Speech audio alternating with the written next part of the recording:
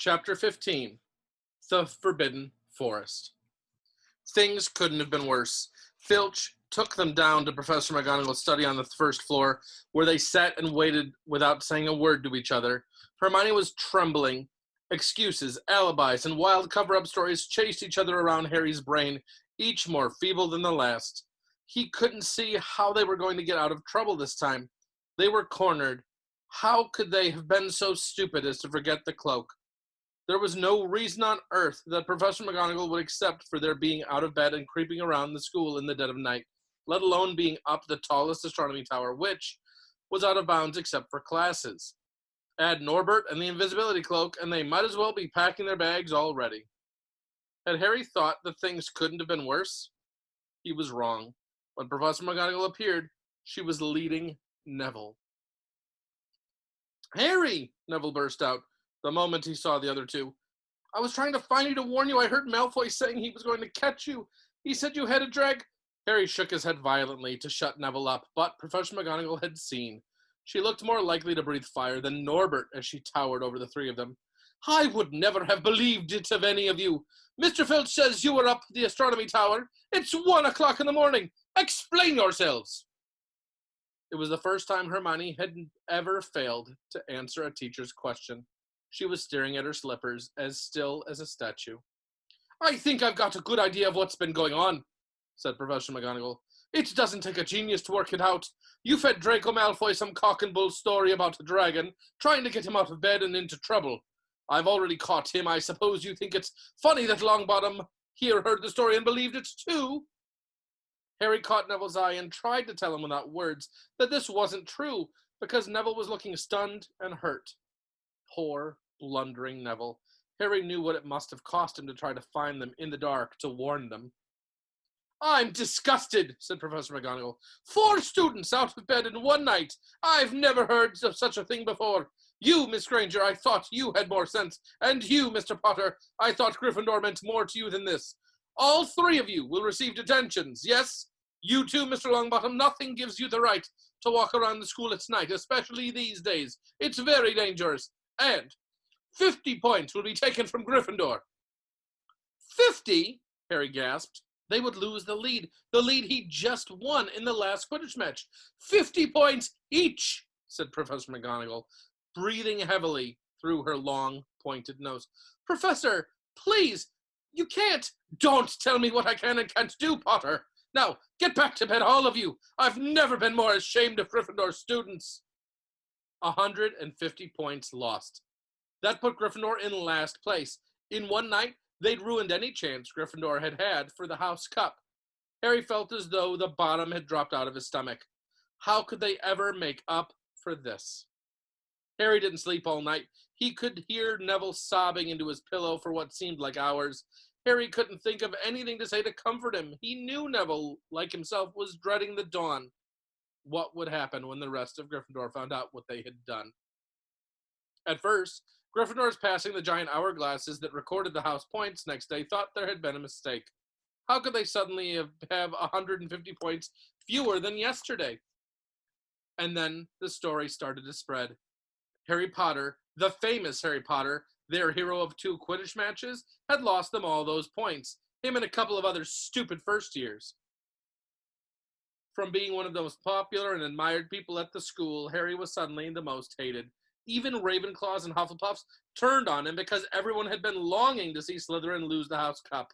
Everywhere Harry went, people pointed and didn't trouble to lower their voices as they insulted him. Slytherins, on the other hand, clapped as he walked past them, whistling and cheering. "Thanks, Potter! We owe you one!" Only Ron stood by him. They'll all forget this in a few weeks. Fred and George have lost loads of points in all the time they've been here, and people still like them. "They've never lost 150 points in one go, though, have they?" said Harry miserably.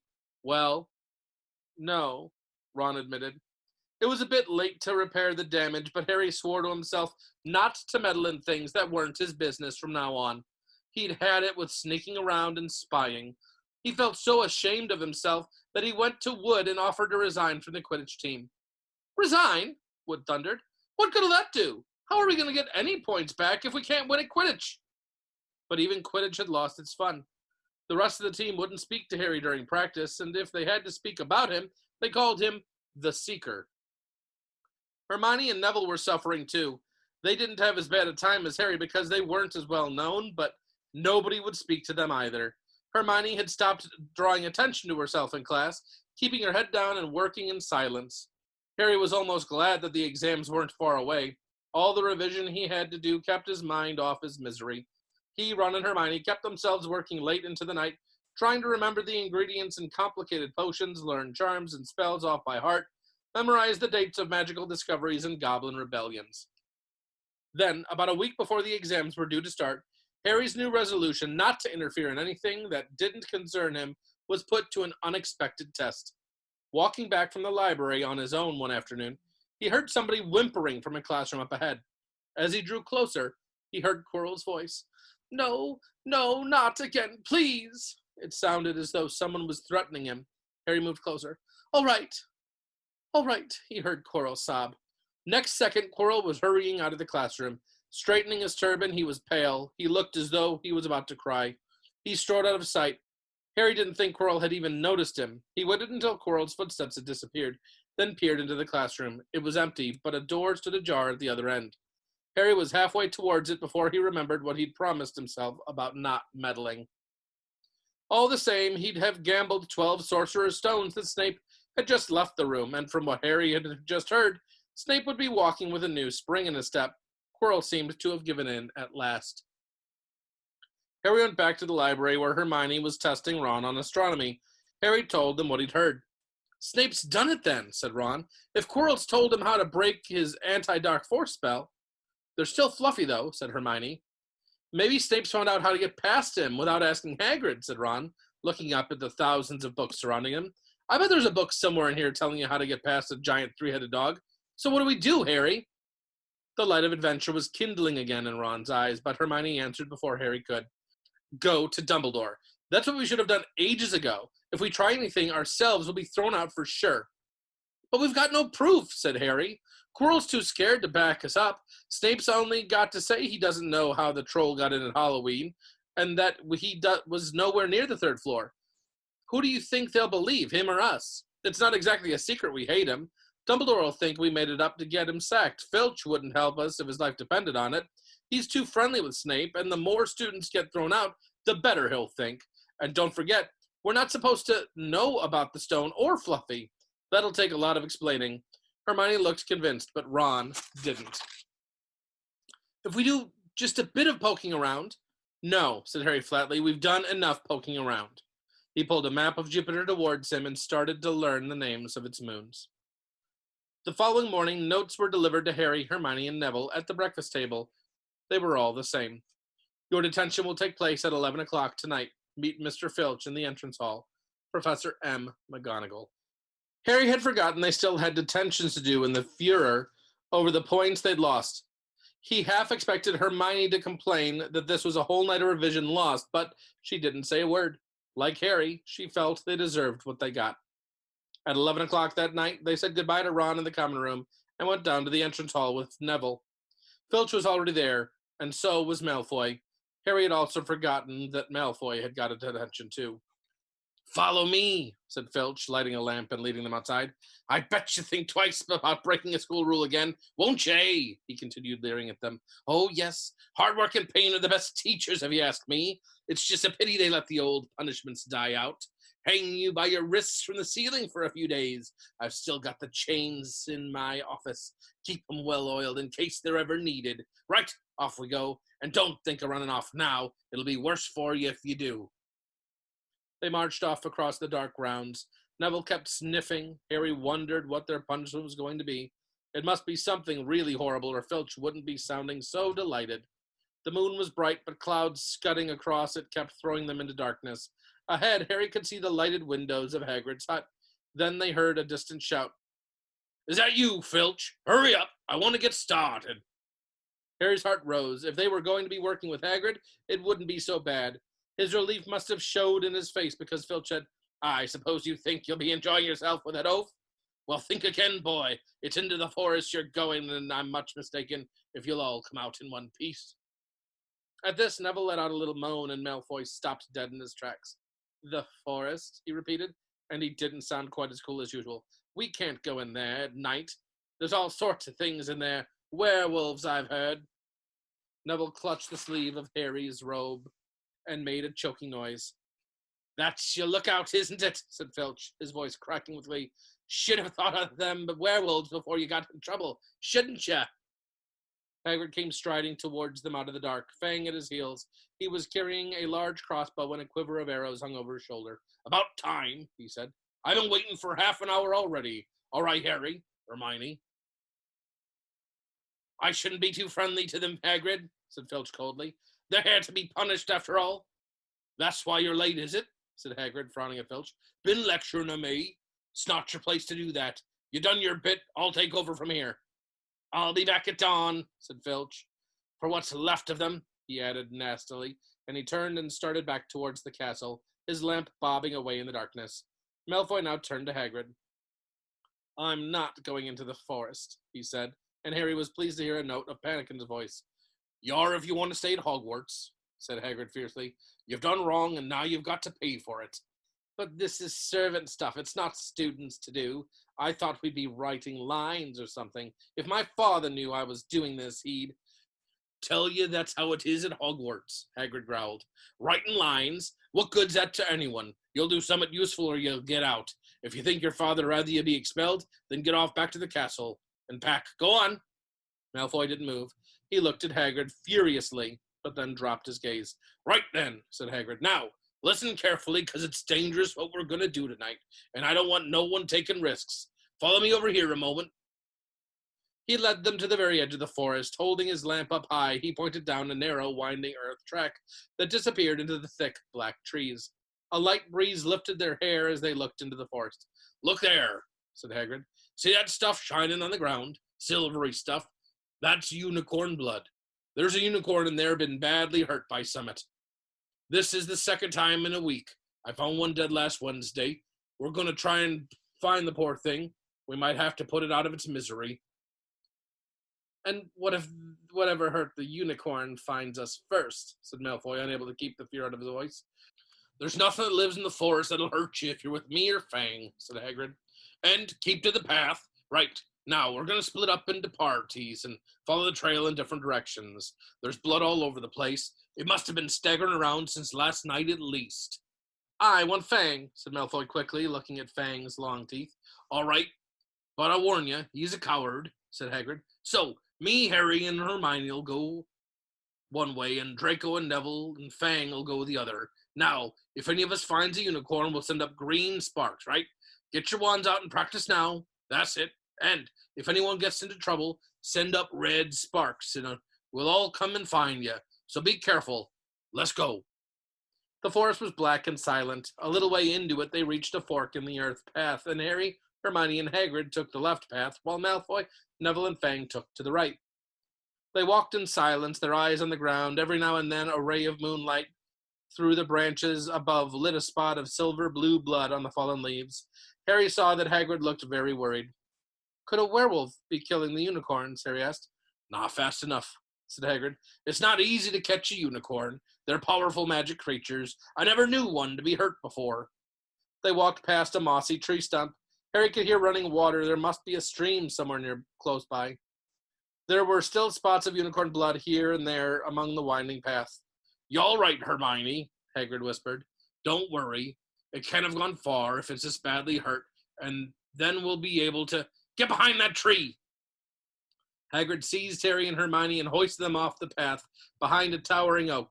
He pulled out an arrow and fitted it into his crossbow, raising it, ready to fire, the three of them listening.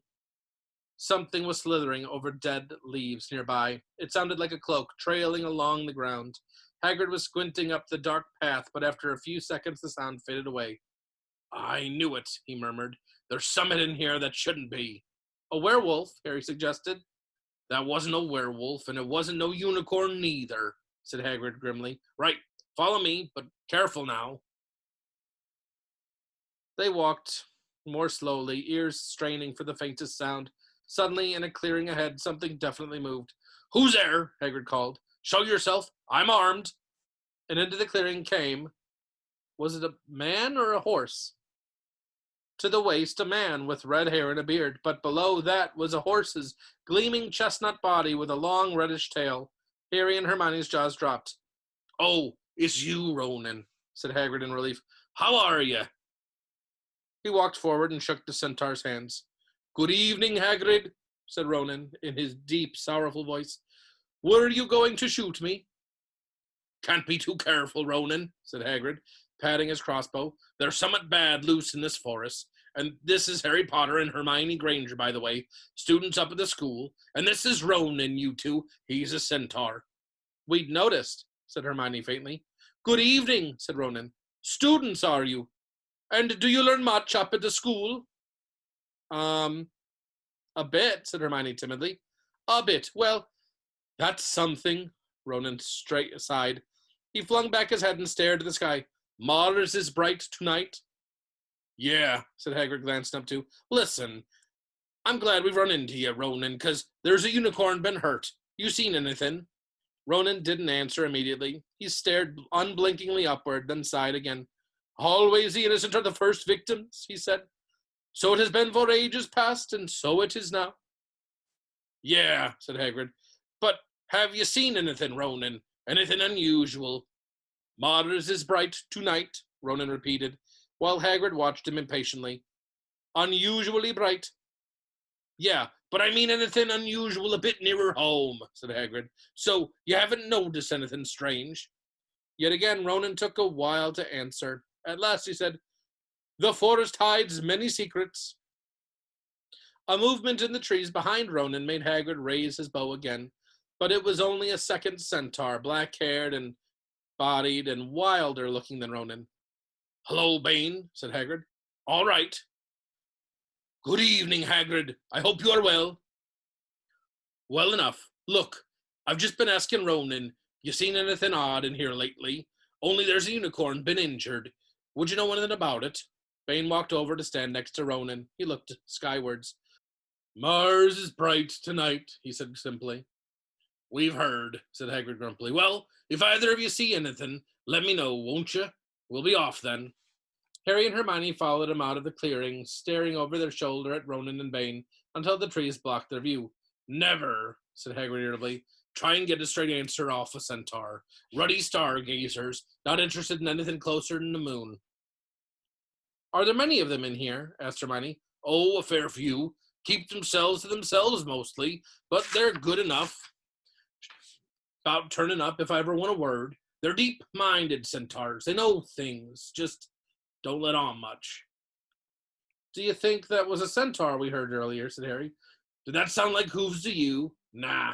If you ask me, it's what's been killing the unicorns. Never heard anything like it before. They walked on through the dense, dark trees.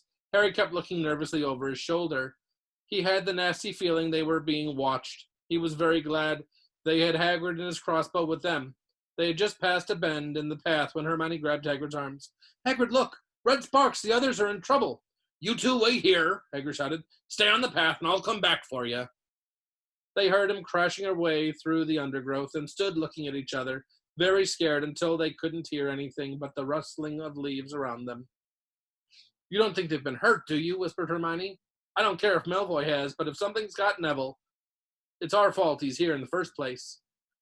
The minutes dragged by. Their ears seemed sharper than usual. Harry's seemed to be picking up every sigh of the wind, every cracking twig. What was going on? Where were the others? At last, a great crunching noise announced Hagrid's return. Malfoy, Neville, and Fang were with him. Hagrid was fuming. Malfoy, it seemed, had sneaked up behind Neville and grabbed him for a joke. Neville had panicked and sent up the sparks. We'll be lucky to catch anything now with the racket you two are making. Right, we're changing groups. Neville, you stay with me and Hermione. Harry, you go with Fang and this idiot. I'm sorry, Hagrid added in a whisper to Harry, but he'll have a harder time frightening you, and we've got to get this done. So Harry set off into the heart of the forest with Malfoy and Fang. They walked for nearly half an hour, deeper and deeper into the forest, until the path became almost impossible to follow because the trees were so thick. Harry thought the blood seemed to be getting thicker. There were splashes on the roots of a tree, as though the poor creature had been thrashing around in pain close by. Harry could see a clearing ahead through the tangled branches of an ancient oak. Look, he murmured, holding out his arm to stop Malfoy. Something bright white was gleaming on the ground. They inched closer. It was the unicorn, all right, and it was dead. Harry had never seen anything so beautiful and sad. Its long, slender legs were stuck out at odd angles where it had fallen, and its mane was spread pearly white on the dark leaves. Harry had taken one step towards it when a slithering sound made him freeze where he stood. A bush on the edge of the clearing quivered, then out of the shadows, a hooded figure came crawling across the ground like some stalking beast. Harry, Malfoy, and Fang stood transfixed. The cloaked figure reached the unicorn. It lowered its head over the wound in the animal's side and began to drink its blood. Ah! Malfoy let out a terrible scream and bolted. So did Fang. The hooded figure raised its head and looked right at Harry. Unicorn blood was dribbling down its front. It got to its feet and came swiftly towards him. He couldn't move for fear. Then a pain pierced his head like he'd never felt before. It was as though his scar was on fire. Half blinded, he staggered backwards. He heard hooves behind him galloping, and something jumped clean over him, charging at the figure. The pain in Harry's head was so bad he fell to his knees. It took a minute or two to pass. When he looked up, the figure had gone. A centaur was standing over him. Not Ronan or Bane. This one looked younger. He had white blonde hair and a palomino body. "Are you all right?" said the centaur, pulling Harry to his feet. "Yes, thank you. What was that?"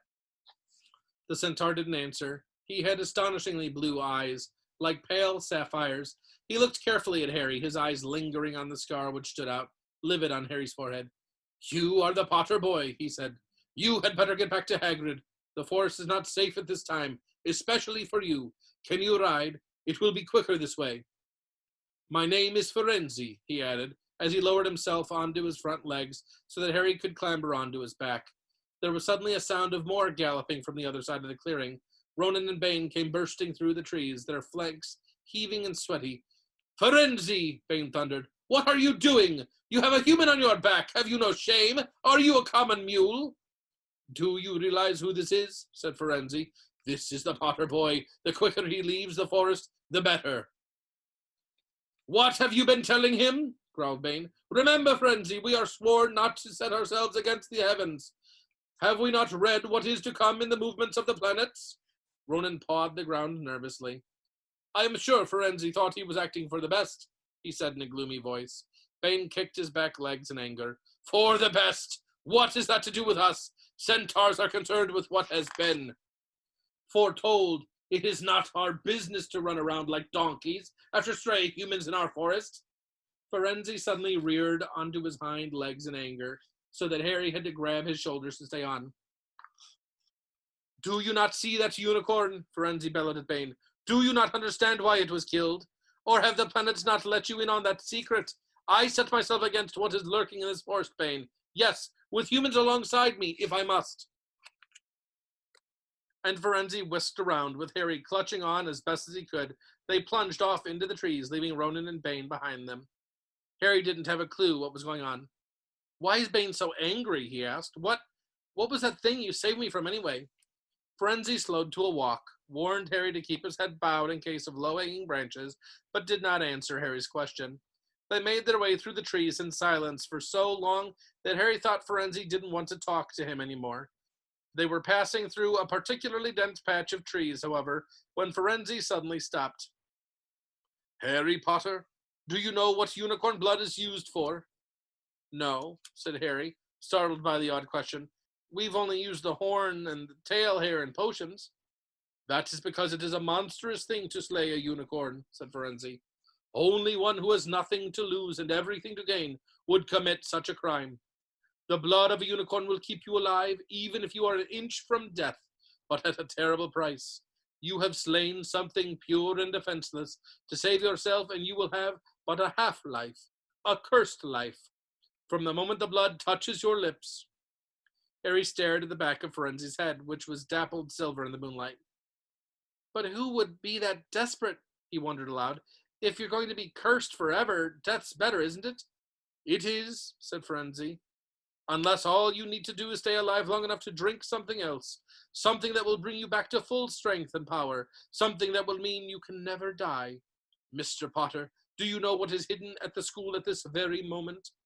"The Sorcerer's Stone, of course! The elixir of life. But I don't understand.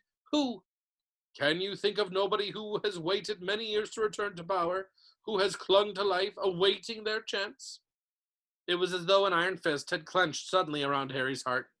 Over the rustling of the trees, he seemed to hear once more what Hagrid had told him on the night they had met. Some say he died. Codswallop, in my opinion. Don't know if he had enough human left in him to die. Do you mean, Harry croaked, that was Harry! Harry, are you all right? Hermione was running towards them down the path, Hagrid puffing along behind her. I'm fine, said Harry, hardly knowing what he was saying. The unicorn's dead, Hagrid. It's in the clearing back there. This is where I leave you, Firenze murmured, as Hagrid hurried off to examine the unicorn. You are safe now. Harry slid off of his back.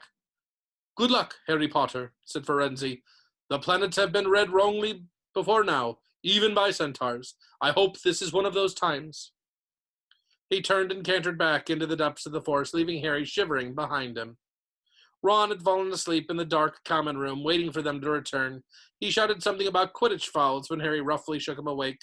In a matter of seconds, though, he was wide-eyed as Harry began to tell him and Hermione what had happened in the forest. Harry couldn't sit down. He paced up and down in front of the fire. He was still shaking. Snape wants the stone for Voldemort, and Voldemort's waiting in the forest. And all this time, we thought Snape just wanted to get rich. Stop saying the name, said Ron in a terrified whisper, as if he thought Voldemort could hear them. Harry wasn't listening. Firenze saved me, but he shouldn't have done. Bane was furious. He was talking about interfering with what the planets say is going to happen. They must show that Voldemort's coming back. Bane thinks Firenze should have let Voldemort kill me. I suppose it's written in the stars as well. Will you stop saying the name? Ron hissed. So all I've got to wait for now is Snape to steal the stone, Harry went on feverishly. Then Voldemort will be able to come and finish me off. Well, I suppose Bane will be happy. Hermione looked very frightened, but she had a word of comfort. Harry, everyone says Dumbledore's the only one you know who was ever afraid of. With Dumbledore around, you know who won't touch you. Anyway, who says the centaurs are right? It sounds like fortune-telling to me, and Professor McGonagall says that's a very imprecise branch of magic. The sky had turned light before they stopped talking. They went to bed exhausted, their throats sore, but the night's surprises weren't over. When Harry pulled back his sheets, he found his invisibility cloak folded neatly underneath them. There was a note pinned to it, just in case. And that's the end of the chapter.